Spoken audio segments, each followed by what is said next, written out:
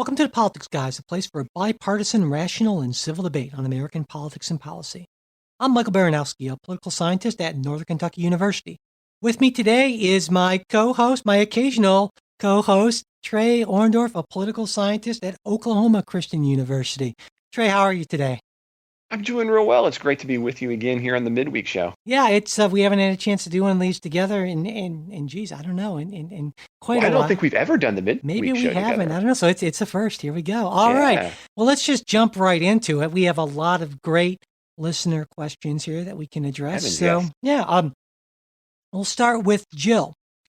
Jill writes, "I'd love a discussion of checks and balances and how the executive branch is now way too powerful.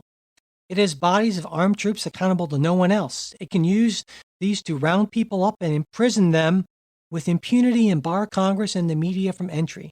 The courts are too slow to act." So clearly, it sounds like Jill's focusing specifically on what's been going on with the undocumented immigrant crisis and so forth. But obviously, it goes to a broader policy issue as well.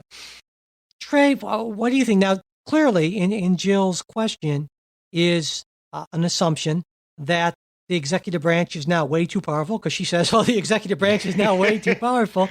Yeah. So, I guess first off, do you agree with that? And if so, how did this happen? Would you say? So, I mean, that's a great question. As a matter of fact, it's a question that motivates me as a presidency scholar. Uh, so the answer is it depends on your what you're going to take as being out of whack, right? So if we take a look at kind of the constitutional mandates between the legislature and the executive and the judicial, what we have today is probably nothing that was necessarily in the minds of any of the framers when they were writing the Constitution.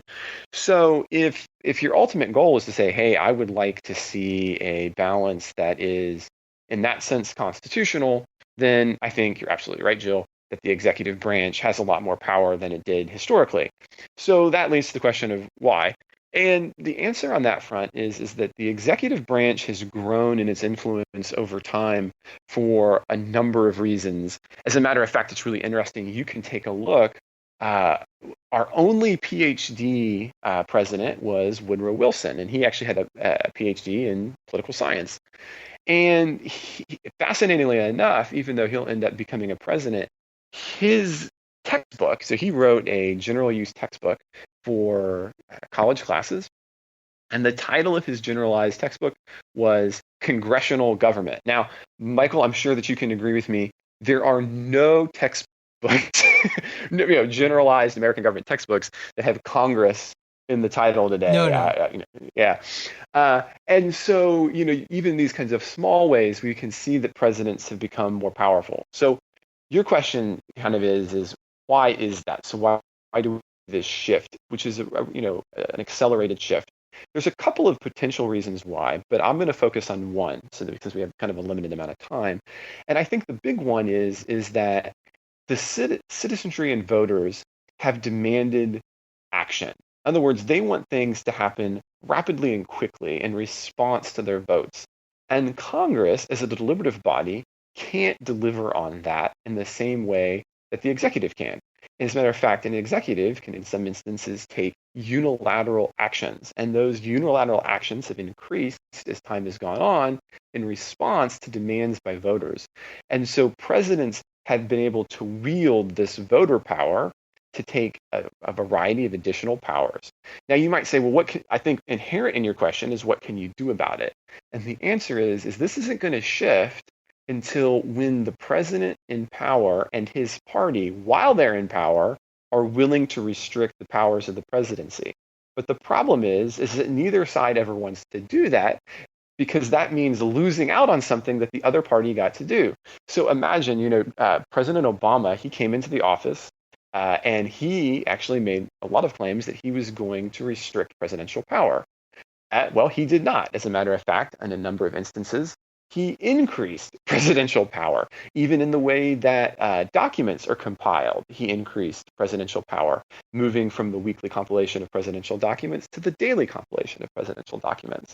So the answer is maybe a little unfortunate in the sense that if you don't like Trump, there's not much you can do about it. What you'll have to kind of demand, and others like you, would be if you get a president in, if you have a Democratic president, that you take the same hardline view on his or her power.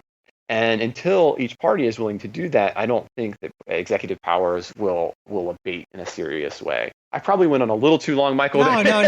I think that's a great answer, and I agree entirely with what you said there. This is just the reality we live in. We've had a shift in expectations and culture, and that's not going to change. The part of her question, I guess I'm going to focus on a little bit and disagree with at least somewhat.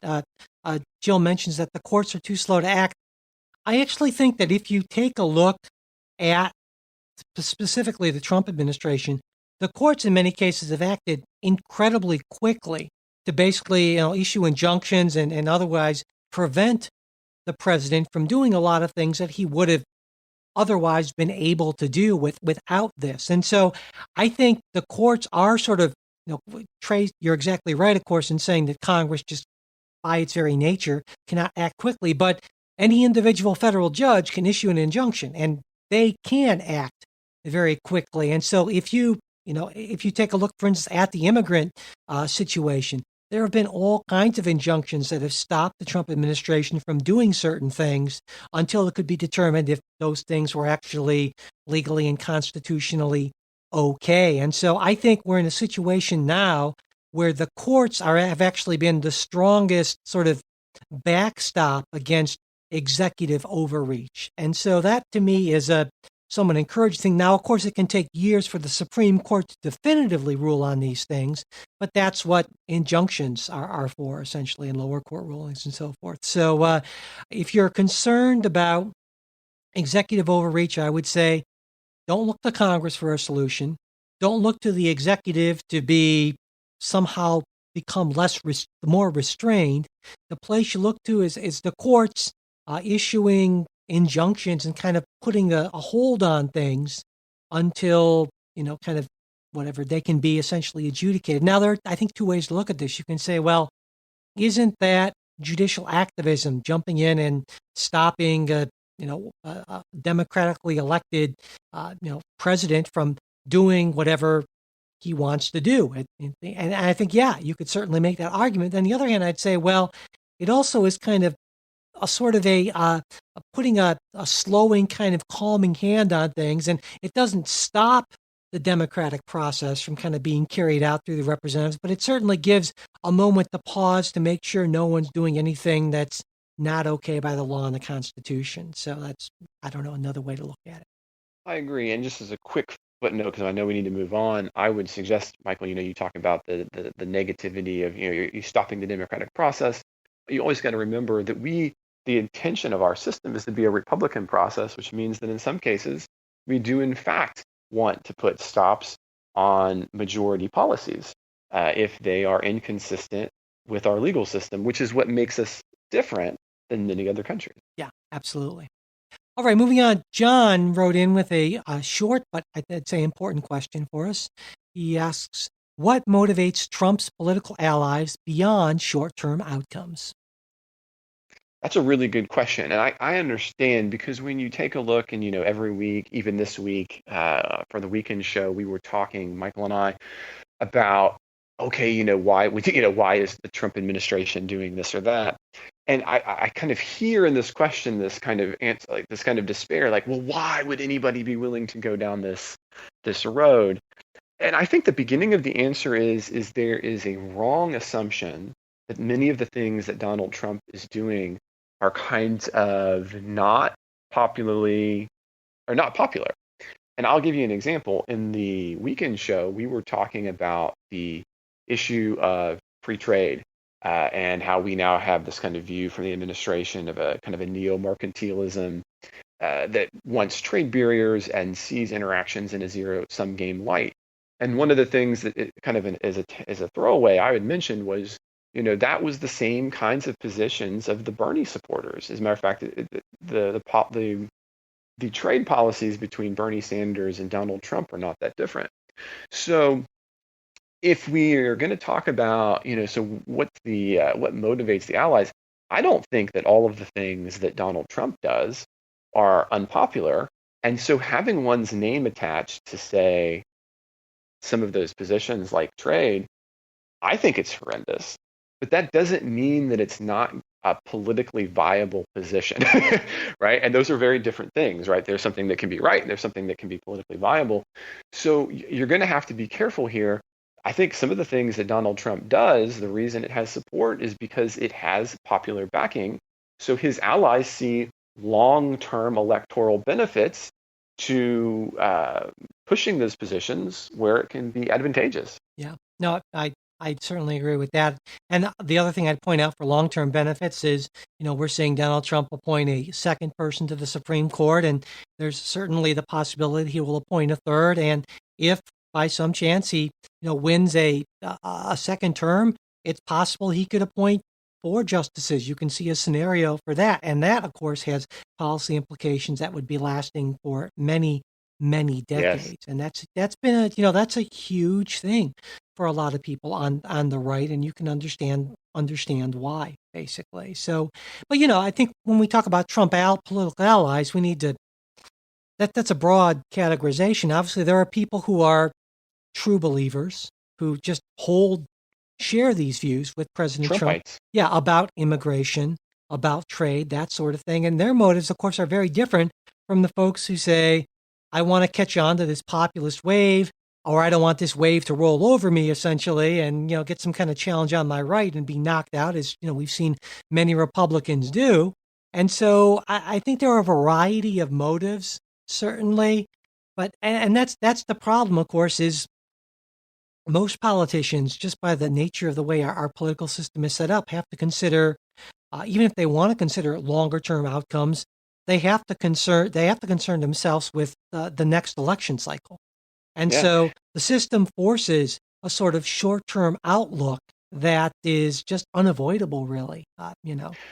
Well, and this kind of goes back to our first question as well. I mean, you can't expect House members to have too much of a timeline beyond 2 years, Yeah. because we haven't designed them to have a timeline beyond 2 years. That's what senators were for. You'll see senators take different kinds of positions. It's what allows McCain and others to take those. They have a much longer horizon. Yeah, absolutely, and that makes a big difference. Although it used to make a bigger difference than it initially did, because now even senators almost seem to be engaged in that sort of constant campaign sort of thing, and they were certainly a lot more insulated, because you got to remember when the framers set up the system, senators weren't in fact directly elected by the people, which gave them even more insulation from kind of democratic pressures, though made them more beholden to different interests in the state legislature and that sort of thing. So, all right, moving on. Let's see. Andrew asks, if the Democrats take control of Congress, are we still stuck in a stalemate, or do we see Trump force the GOP to compromise to get his agenda passed? What common ground could the Democrats find with Trump? Are they so oppositional that compromise is politically detrimental?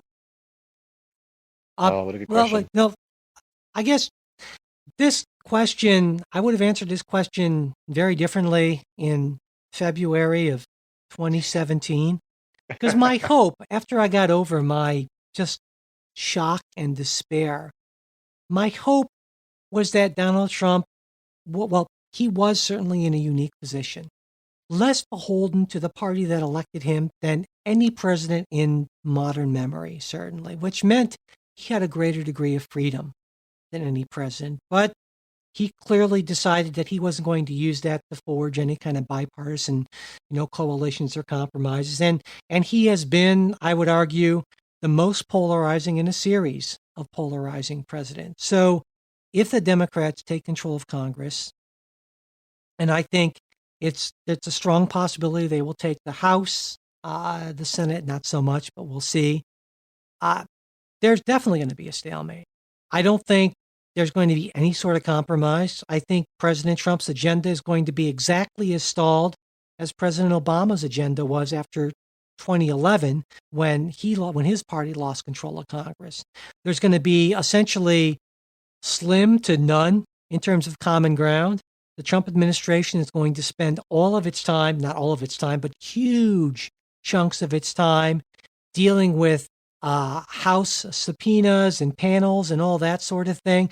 It's going to ratchet up the level of animosity to what makes what we're seeing now look like pleasant by comparison. I cannot imagine what the tweets and what the responses are going to look like, but I think I think the Democrats are going to take the House, and I think it's going to get exceptionally tragically ugly from 2019 on. And I'm not certainly not looking. I am looking forward to the Democrats taking the House to put a little check on the president. But in terms of what's going to come out in our political discourse, it's going to be pretty awful, I think. So that's my take, Trey.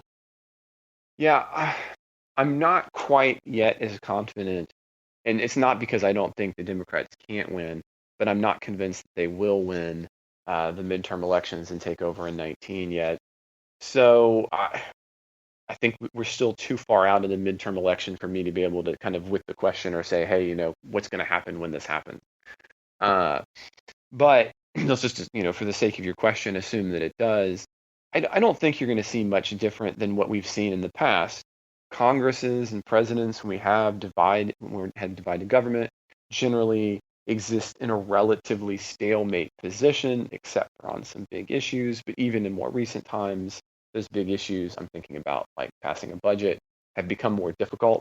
So I don't think there's a reason to think that Trump will make it any better or worse. Uh, I think the thing that might make it a little bit worse is simply the fact that because Trump, being anti-Trump, it is the position for the midterm elections in many ways. I think that Democratic congresspersons who don't adhere to that line will fear being rightfully electorally punished. So, I mean, if the hope of your question is that we're going to come up with a list of things that Democrats and Trump are going to get together on, I don't know what it is. Yeah, I mean, I think at this point there's been too many bridges burned for either side to say, "Oh, I'm going to now work with him or her or what have you." That's just Without getting murdered yeah, at the polls. exactly. So unfortunately, we've just I think there, like I said, I think there was a real opportunity for that, and the president and the people surrounding him decided to go in a different direction, and to the detriment, I think, of our nation. So, all right, let's see here.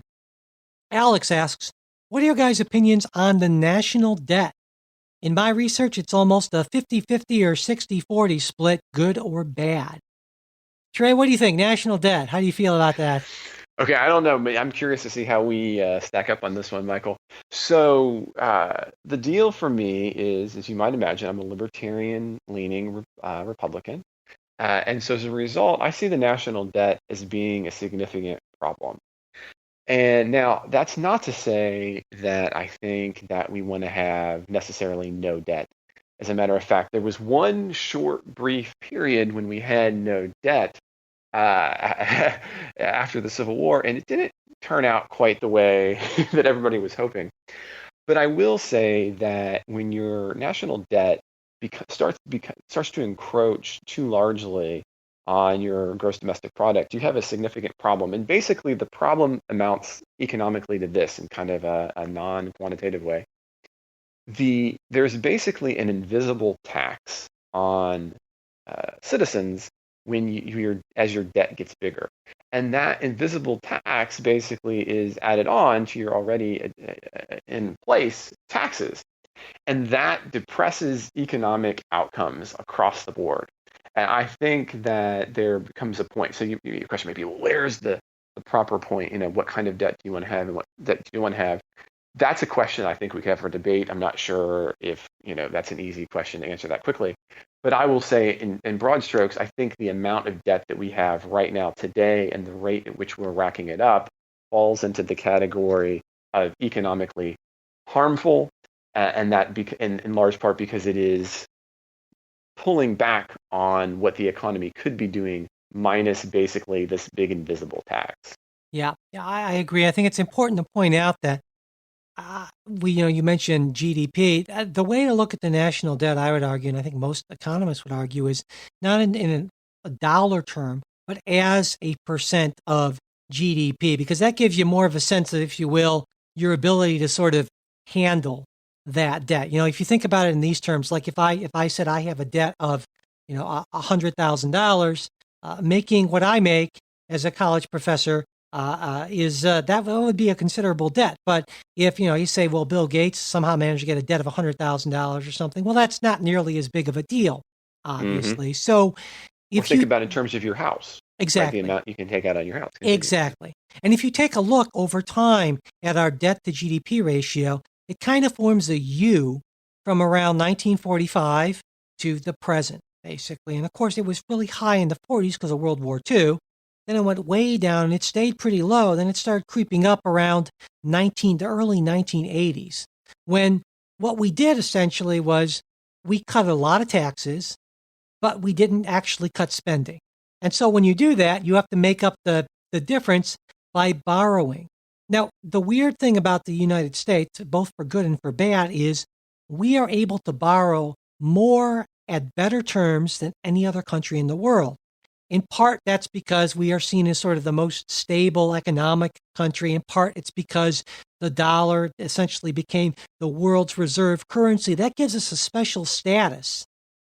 And that's for good, for bad. That means, it's great to be able to get a whole bunch of low interest loans if you can use those loans to invest in things that outproduce the amount of interest you're paying on the loans, basically. So if you can get money at 2% and invest it in something that yields you 4%, you'd be crazy not to do that, right? But more and more, we're investing this money in things that don't necessarily grow the economy quicker than our debt level is rising. And so I agree with you, Trey, in that this has become, we haven't seen these levels of debt in terms of GDP since the late 1940s, when we were fighting, a world war. So, but the political problem here is, of course, that it's a lot easier to cut taxes than it is to cut services. And it's really hard to raise taxes. So, I mean, there are two ways basically to deal with this: is for us to stop borrowing. Well, two ways would be essentially to some combination of raise taxes and cut spending.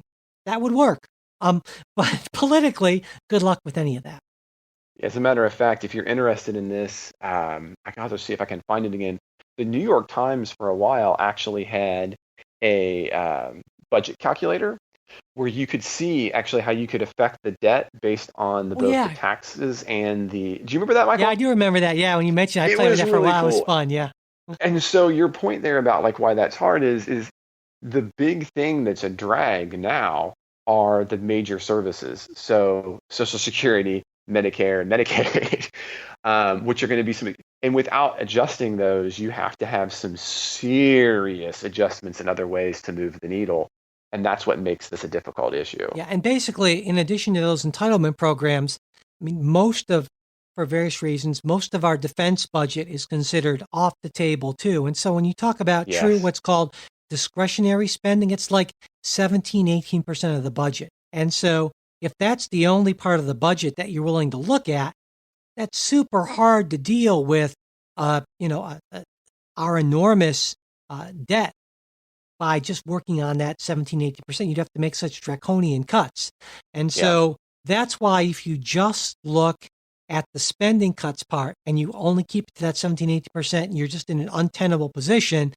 So that's why people on the left, and I'm one of them, certainly argue for a series of higher taxes. I think the way to go on this is to focus much more on smart tax increases that aren't going to do that much to depress economic activity. Now, that's where my friends on the right, and Trey, you'd probably be one of them here, we'd certainly disagree at the point at which these taxes would depress economic activity. But that's a kind of a Yeah, fundamental I disagreement. would argue, I think Michael and I, we agree on kind of the nature of the debt, but I would suggest instead of simply raising taxes, that one of the things I thought George W. Bush had done well was the idea that we could reconceptualize things like Social Security, where we could have money being saved, but it wasn't going through a federal trust fund, so that we could then begin to kind of phase out some of the output there.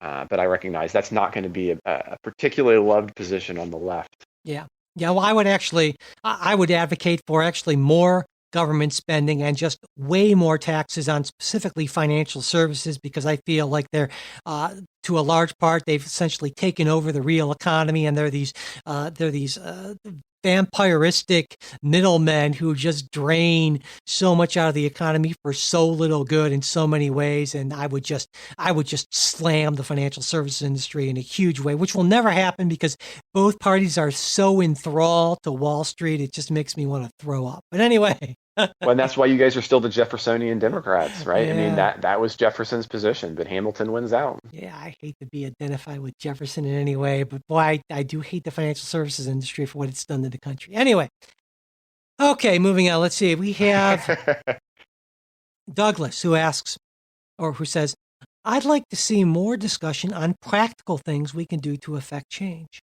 I love your podcast. I love the discussion, but I think most political thought these days goes to Facebook and Twitter posts instead of motivating people to do something. One of the problems with social media is that it allows us to be politically active without getting out of our chair.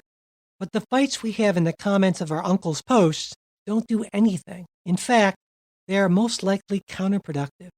What can and should I, as a conservative or a liberal, do that will actually help enact the policies I believe are important? That's a great question, and Yeah. that's such a positive question too. So I think it was from Dylan, correct? Douglas. Douglas, I'm so sorry. So Douglas, I think the answer is that to begin with, you need to think about the local things, the local change. So, for instance, are there candidates locally that you support and who do things that you think are positive or ones that you think need to go away?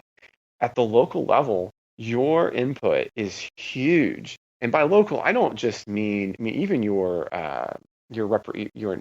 House representative in that sense is going to need you. And so it can be showing up and going door to door for candidates. It can be actually sending money. You know, one of the things that we constantly ask about the show, the only reason this show can happen is because you guys support us on PayPal and Patreon. That, I mean, that's what makes this possible. The same thing holds true for candidates.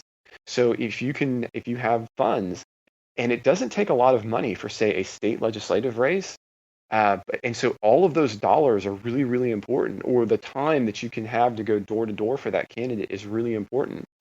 You know, I have done a lot of that work for, you know, both in Kentucky and Ohio. I've done a little bit in Florida. I had kids in Florida, so I haven't done as much, or I didn't do as much in Florida as at other places, but I intend to once again do it in Oklahoma. And I would say start there and start with those local candidates who are either doing what you like or target the ones you think are doing the worst and pick a challenger. And those challengers, money does not come easy and volunteers does not come easy. And it's incredible what just one person on that kind of local race, a little bit of money and a little bit of time can do to tip those races. Yeah, absolutely. I think my answer is going to take a different sort of look at the question. I think part of the problem, if you will, is that we want to feel like we're making an immediate and significant impact.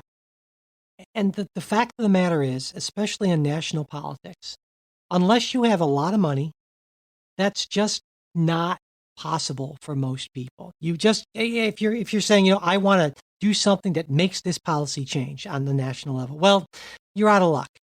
And Yeah. so I think what a lot of people do then say, well, I at least want to feel like I'm doing something, and that's when you get to the social media stuff, which I think you're absolutely right. That it oftentimes is. It feels good, but it's counterproductive. And I think too many people do things that feel good but are counterproductive. So to me, I think certainly I agree with everything you said there, Trey. But I think also it's important to try to cultivate a sense of patience and understanding that, yes, it's true. There are horrific injustices in the world, in this country, things that are going on today that I look at and I say, my God, this is just horrific. But, I try not to despair and thinking that, well, there is nothing I can do today. But maybe I can talk about this with Trey or Jay, and a couple other people will hear, and then that might influence them to talk to a few other people, and then maybe they'll elect somebody to a local race who shares kind of more moderate views, and maybe in a few years that person will decide to run for Congress and they'll maybe win. And I think it's important to think in terms of kind of longer term. I mean, if you want to make big change, again, unless you're incredibly wealthy, you need to think in terms, I think, of years, not days, weeks, or months. And if you can orient your thinking that way, I think you're going to be a lot less frustrated. Now, that's incredibly hard to do because everything in our society militates against that. Everything in our society says we should have change just like that. But because most of us are just not all that politically powerful, that's just how it works. That's just not realistic. And if you have unrealistic goals for what you can accomplish, you're just going to be hugely disappointed and frustrated and then maybe check out of the system. And that's the worst possible outcome. So that's kind of my, maybe it's a little more of a bummer kind of answer. And I know it's less active, but I think it's just really important to be realistic and set your sights onto, what you actually can and cannot hope to accomplish so you don't find yourself hugely disappointed. I think you're absolutely right, Michael. And that's another way. Yeah, I mean, so listeners, you may or may not know this, but I'm a practicing Christian, and I think what Mike is pointing out is actually kind of an element in much of religion, which is this idea that, look, I can't necessarily change the overall issue, but I can do it for my neighbor, right? And that is in fact, it's slow, because just you doing it for your neighbor doesn't necessarily mean that suddenly this issue is gone. But if that inspires one other person to treat their neighbor differently, Yeah. that cumulatively will have an impact. And that's how things change. I mean, even in political science, we talk about, grassroots movements, in kind of awe-inspired terms, I think sometimes, but you forget that that means it was a lot of people doing something for Yeah. one other person across the street, and it ended up snowballing. So, it's harder when you're not on the other side of the snowball, right? Because you see the snowball and you go, I want to be on the bottom of the hill, right? But somebody's got to put that pebble at the top. Yeah, I think that's a great way to put it. And I think there's another, I cannot tell you how many times on on one of our Facebook conversations, someone's written something and I've written a response and then said, wait, before I hit send, said, now, how is this person likely to view this? Am I sort of giving this person a way to not feel backed into a corner? Am I writing this response because I want to sort of understand and get this other person to understand me? Or am I writing this response because I want to beat this person down because they have what I believe are incorrect views? And so often my answer to myself is, yeah, I need to change some wording here. I need to change my approach because it's going to feel real good to say, God, you're such an ignorant person here. And, I'm going to make fun of you because that feels good on an emotional level. But I pull back and say, no, how can I be more kind of welcoming and encouraging and not, because when you think about people who get stuck into their own silos and their own anger at the other side, I think it's because of a million little encounters like that. Now, that's not to say I'm perfect about that. If you read our Facebook group, there are plenty of times where I say stuff and you're like, man, Mike really nailed that person. And more often than not, when I think about those things and I say, I really should have either not responded or I should have found a more positive way to respond. And I think that's kind of an example of that kind of thing in action that, you can do maybe that might be a little helpful. I So there you deeply go. agree. All right. So before we go, I just want to mention a couple things that we are reading, listening, watching this week. I came across a recent article on marijuana addiction. Now, you may not know this, but it's a thing, Trey. Now, I've been a big supporter of marijuana laws and legalization and so forth, but a lot of people don't realize, I was one of them, that this is a real thing. It's estimated that around 9% of all users are addicted and around 17% of those who start when they're kids. Now, these addiction figures are lower than they are for, say, alcohol, which is around 15%, and heroin, which is around 24%. But and I think it's important to point out that in this debate, a lot of people are just saying, well, pot's just safe and innocuous and so forth. And that's not really true. It's absolutely true, I think, that it seems to be safer than, say, alcohol and tobacco and so forth. But I think this was an interesting perspective that I haven't seen as much on, and I thought it was really interesting and eye-opening, worth reading. Another point that was made in this article is, the pot today is not your father's or your grandfather's pot. Back when hippies in the 60s and whatnot were smoking it, THC levels in marijuana were somewhere between 2 and 4%. Nowadays, because breeding's gotten a lot better, they average around 20%.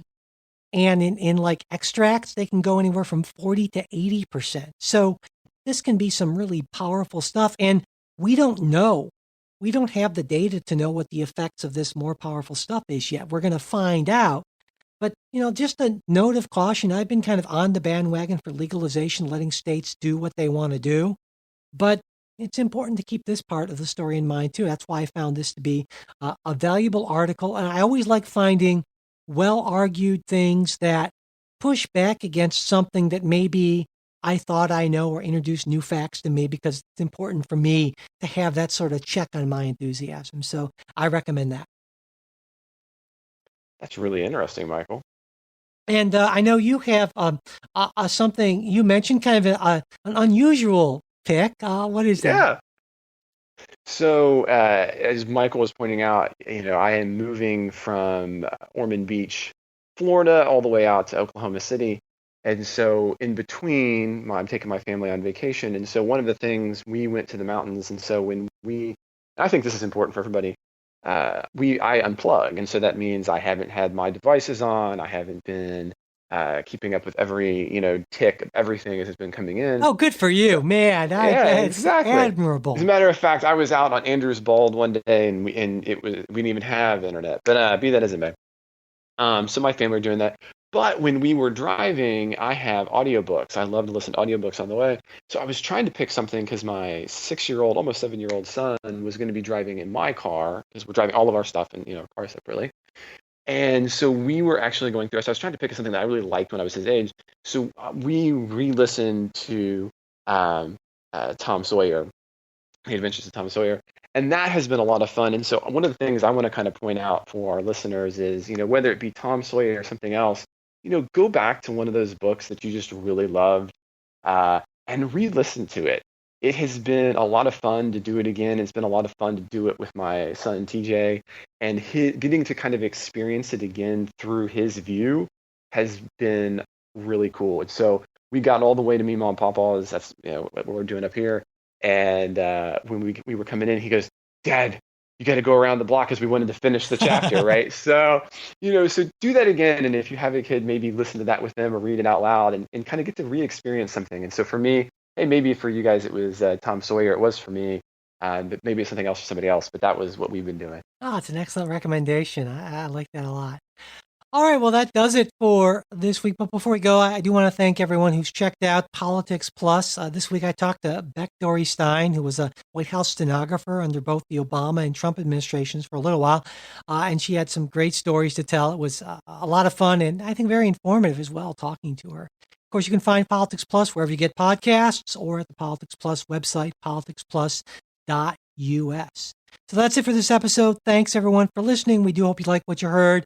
If you want to get in touch with us, you know how to do it. mail@politicsguys.com. And listener support, if you can support the show, it is what helps keep us going. We do really appreciate it. politicsguys.com/support. That's a direct link, or go to politicsguys.com and click on support. And also sharing the show, leaving reviews and ratings on iTunes also helps out a lot. The executive producers of the Politics Guys are Michael Baranowski, Jay Carson, Trey Orndorff, and Bruce Johnson. Today's show is produced by Michael Baranowski. We'll be back with a new show on Saturday. We hope you'll join us.